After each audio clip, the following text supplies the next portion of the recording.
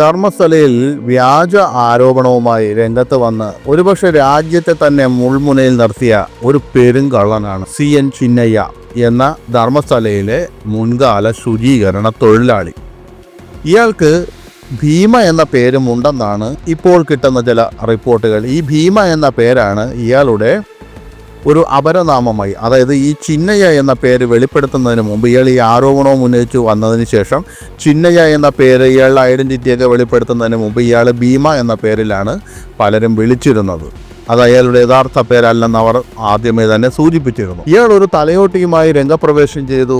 ഇയാൾ ജോലി ചെയ്തിരുന്ന ആ കാലഘട്ടത്തിൽ ധർമ്മസ്ഥലയിൽ 100ഓളം പെൺകുട്ടികളെയൊക്കെ ബലാത്സംഗം ചെയ്ത് കൊന്നു കുഴിച്ചു മൂടി എന്ന ആരോപണവും ഉന്നയിച്ചുകൊണ്ടാണ് ഈ ചിന്നയ്യ രംഗത്ത് വന്നിരുന്നത്.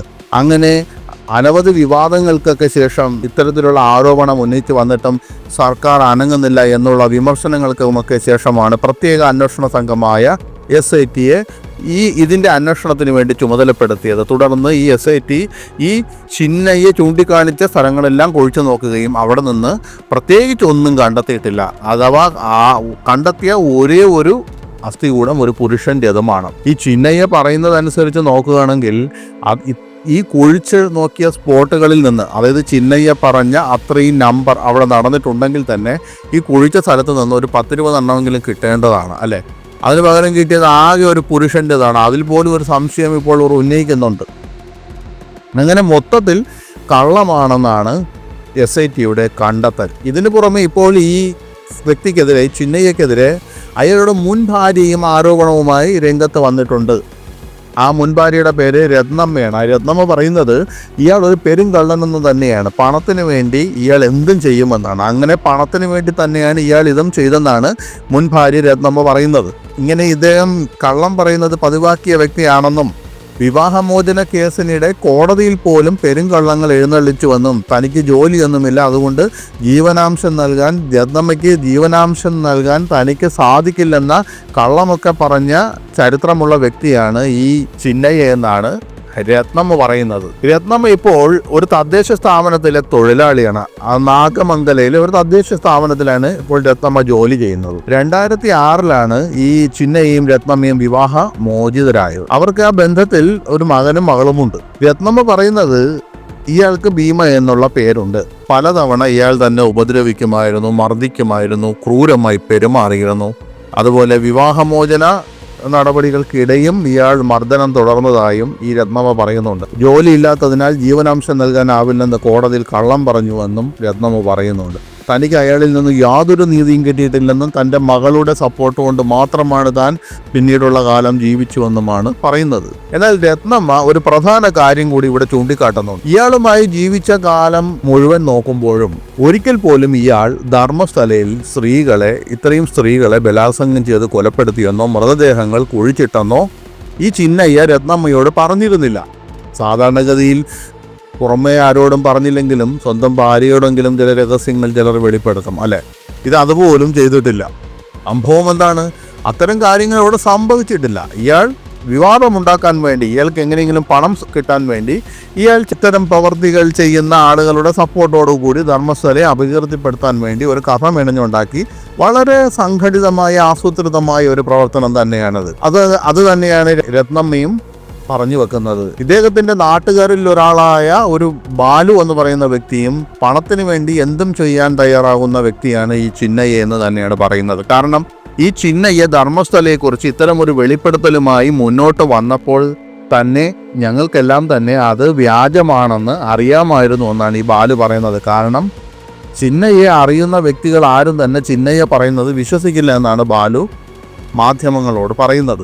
ഇയാൾ 94 ഇയാളുടെ അച്ഛൻ മരിച്ചപ്പോൾ ഇയാളുടെ മൂത്ത സഹോദരനാണ് ഇയാളെ ധർമ്മസ്ഥലയിൽ കൊണ്ടുപോകുന്നതും അവിടെ ശുചീകരണ തൊഴിലാളിയായി ജോലിയിൽ പ്രവേശിക്കുന്നതുമൊക്കെ അങ്ങനെയാണ്. അങ്ങനെ അയാൾ അനവധി കാലം അവിടെ ശുചീകരണ തൊഴിലാളിയായി ജോലി ചെയ്തു. ആ ധർമ്മസ്ഥലയിൽ ശുചീകരണ തൊഴിലാളിയായി ജോലി ചെയ്യുന്ന കാലത്ത് തന്നെ ഇയാൾ അവിടെ വെച്ച് മാത്രം 3 വിവാഹങ്ങൾ കഴിച്ചിട്ടുണ്ട്.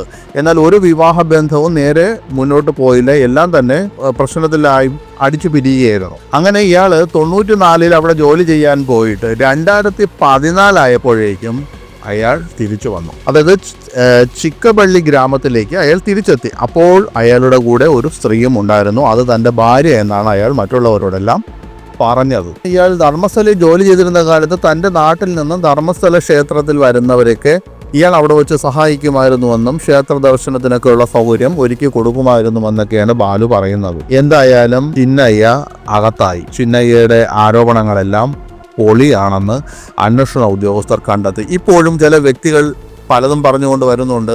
ധർമ്മസ്ഥലയിലെ സമ്പന്നർ, ധർമ്മസ്ഥലയിലെ ചില അധികാരികൾ പണം ഒഴുക്കിയിട്ടാണ് ഇപ്പോൾ ഈ ചിന്നയെയും സുജാത ഭട്ടിനെയുമൊക്കെ മൊഴി മാറ്റി പറയാൻ പ്രേരിപ്പിച്ചതെന്നൊക്കെയാണ് ചില ആളുകൾ പറയുന്നത്. അവർക്ക് ധർമ്മസ്ഥലയിൽ നിന്ന് എന്തെങ്കിലുമൊക്കെ നിറച്ച് അസ്ഥികൂടങ്ങൾ കണ്ടെടുത്ത്, ലോഡ് കണക്കിന് അസ്ഥികൂടങ്ങൾ കണ്ടെടുത്ത് കൊണ്ടുപോകുമെന്ന് സ്വപ്നം കണ്ടിരുന്ന ആളുകളാണ് ഇവരെല്ലാം തന്നെ.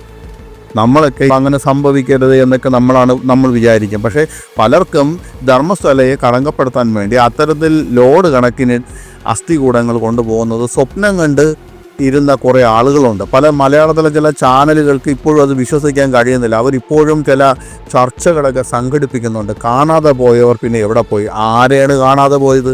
കാണാതെ പോയ എത്ര പേരുണ്ട് അവിടെ? അതാദ്യം ചിന്തിക്കട്ടെ. എത്ര പേര് കാണാതെ പോയി? ധർമ്മസ്ഥലയിൽ നിന്ന് എത്ര പേര് കാണാതായി? അത് നമ്മൾ ആദ്യം ചിന്തിക്കട്ടെ. ധർമ്മസ്ഥലയിൽ നിന്ന് കാണാതായവരുണ്ടെങ്കിൽ തന്നെ ധർമ്മസ്ഥലയുടെ ഭൂമിക്കടിയിലാണോ അവരെ കണ്ട് നോക്കുന്നത്? അവരെവിടെ പോയെന്ന് അന്വേഷിച്ചിട്ടുണ്ടോ? അല്ലെങ്കിൽ തന്നെ എത്ര പേര് കാണാതായെന്നാണ് കേസ് ഉള്ളതിപ്പോൾ? നമ്മൾ മുൻപ് പറഞ്ഞ കാര്യമാണ്. ഈ കേസുകളെല്ലാം ഇങ്ങനെ ചർച്ച ചെയ്യപ്പെട്ട കാലത്തും 5 കേസുകൾക്കപ്പുറത്ത്, പേരുള്ള 5 കേസുകൾക്കപ്പുറത്ത് പറയാൻ സാധിക്കുന്നില്ല ആർക്കും. അതിലൊന്ന് വ്യാജ ആരോപണമാണ് അനന്യ ഭട്ടിൻ്റെ കഥ. ബാക്കിയുള്ളതെല്ലാം അവിടെ സംഭവിച്ച കാര്യങ്ങളാണ്. ഇവിടെയാണ് ഞങ്ങൾ മുൻപും പറഞ്ഞത്, എല്ലാ പ്രദേശത്തും സംഭവിക്കുന്ന പോലുള്ള ക്രൈമുകൾ മാത്രമാണത്. അങ്ങനെ ഒരു 5 6 എണ്ണം പറയുന്നു. അത് എവിടെയാണ് സംഭവിക്കാത്തത്? കേരളത്തിൽ എന്തെല്ലാം സംഭവിക്കുന്നുണ്ട്. ഇവിടെ 5 6 ദിവസം മുമ്പ് ഒരു വ്യക്തി 3 4 സ്ത്രീകളെ കൊന്ന് കുഴിച്ചിട്ടത് അയാളെ വീടിൻ്റെ പറമ്പ് മുഴുവൻ കുഴിച്ചു പരിശോധിക്കുക ഇപ്പോൾ, അല്ലേ?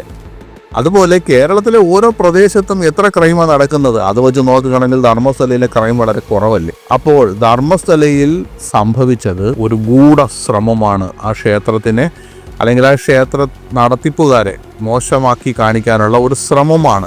അത് ചിലർക്ക് അവരോടുള്ള വ്യക്തിവൈരാഗ്യമാകാം, അതല്ലെങ്കിൽ പുറത്താർക്കും അറിയാത്ത ചില കാരണങ്ങളാകാം. അതൊക്കെ കണ്ടുപിടിക്കേണ്ടത് SIT തന്നെയാണ്. കാരണം ഇത്തരത്തിൽ ഒരാൾ വെറുതെ ഇങ്ങനെ ആരോപണം ഉന്നയിച്ച് വരുന്നത് പൈസയ്ക്ക് വേണ്ടി മാത്രമാണോ? അയാൾക്ക് പിന്നിൽ ആരൊക്കെ ഉണ്ടെന്ന് കണ്ടുപിടിക്കേണ്ടത് SIT ആണ്. ഒരു തലയോട്ടി പോലും സംഘടിപ്പിച്ച് ഇയാളിൽ കൊടുത്തിട്ട് ഈ തലയോട്ടി അവിടെ നിന്ന് കുഴിച്ചെടുത്തതാണെന്ന് പറയുക എന്ന് പറഞ്ഞ് വിട്ടുവെങ്കിൽ അത്രമാത്രം മ്ലേച്ഛമായ ചില മനസ്സുകളാണ് ഇതിന് പിന്നിൽ പ്രവർത്തിച്ചത്. അങ്ങനെ തലയോട്ടി പരിശോധിക്കില്ലെന്ന് ഇവർ വിചാരിച്ചു. തലയോട്ടി ഏതോ ബലാത്സംഗം ചെയ്ത് കൊല്ലപ്പെട്ട പെൺകുട്ടിയുടേതാണെന്ന് പറഞ്ഞുകൊണ്ടാണ് വന്നത്. അവസാനം അത് പരിശോധിച്ചപ്പോൾ അതൊരു പുരുഷൻ്റെ തലയോട്ടിയാണ്. അപ്പം ഇതൊക്കെ ഒന്ന് ശ്രദ്ധിക്കണ്ടേ? ഈ ആരോപണങ്ങൾ കെട്ടിച്ചമയ്ക്കുന്ന ആളുകൾ അതിലൊക്കെ ഒന്ന് ശ്രദ്ധിക്കണ്ടായിരുന്നോ? അല്ലേ? കക്കാൻ പഠിച്ചാൽ പോരാ, നിൽക്കാനും കൂടി പഠിക്കണം. അത് തന്നെയാണ് ഇവിടെ ആർക്കും അറിഞ്ഞുകൂടാത്ത. ചിന്നയ്യയ്ക്കും അറിഞ്ഞുകൂടാ, സുജാത ഭട്ടിനും അറിഞ്ഞുകൂടാ. സുജാത ഭട്ട് ചെയ്ത മണ്ടത്തരം എന്താണ്? സുജാത ഭട്ട് ചെയ്ത മണ്ടത്തരം, ഒരു വ്യക്തി ഈ ഭൂമിയിൽ ഭൂജാതയായി അവൾ വളർന്നു വന്ന വഴികൾ, അവൾ പഠിച്ച സ്ഥലങ്ങൾ, അവൾ ജോലി ചെയ്ത സ്ഥലങ്ങൾ, അവൾ ഇടപെട്ട സ്ഥലങ്ങൾ, ഇതൊക്കെ ഈ ഭൂമിയിൽ അവശേഷിക്കും. നമ്മൾ മരിച്ച് എത്ര കാലം കഴിഞ്ഞാലും നമ്മളെ അറിയുന്നവരുണ്ട്, നമ്മളെ കൂടെ പഠിച്ചവരുണ്ട്, സ്കൂൾ കാലം മുതൽ നമ്മളെ കൂടെ പഠിച്ചവരുണ്ട്. അനന്യ ഭട്ടിനെ അറിയാമെന്ന് പറഞ്ഞുകൊണ്ട് ആരെങ്കിലും രംഗത്ത് വന്നിട്ടുണ്ടോ? അനന്യ ഭട്ട് പഠിച്ച സ്കൂളിലെയോ കോളേജിലോ ആരെങ്കിലും? അപ്പോൾ കക്കാൻ പഠിച്ചാൽ പോരാ, നിൽക്കാൻ പഠിക്കണം. അങ്ങനെ നിൽക്കാൻ പഠിക്കാത്തവർ ഇത്തരം വൃത്തികെട്ട പ്രവർത്തനങ്ങളുമായി ഇറങ്ങരുത്. നിൽക്കാൻ പഠിച്ചാലും വൃത്തികെട്ട പ്രവർത്തനം തന്നെയാണ് ഇല്ലാത്ത കാര്യം കെട്ടിച്ചമയ്ക്കുക എന്നത്. പക്ഷേ ഇത്തരത്തിലുള്ള കാര്യങ്ങൾ ബുദ്ധിയില്ലാതെ ഇറങ്ങരുത്. നിങ്ങൾ കൃത്യമായി തുറന്നു കാട്ടപ്പെടണം.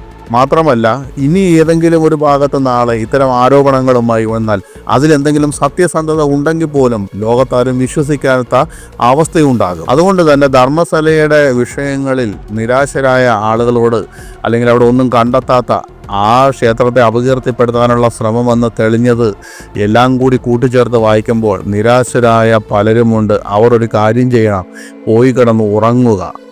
നാളെ മറ്റൊരു കഥയുമായി ആരെങ്കിലും വരുന്നത് വരെയെങ്കിലും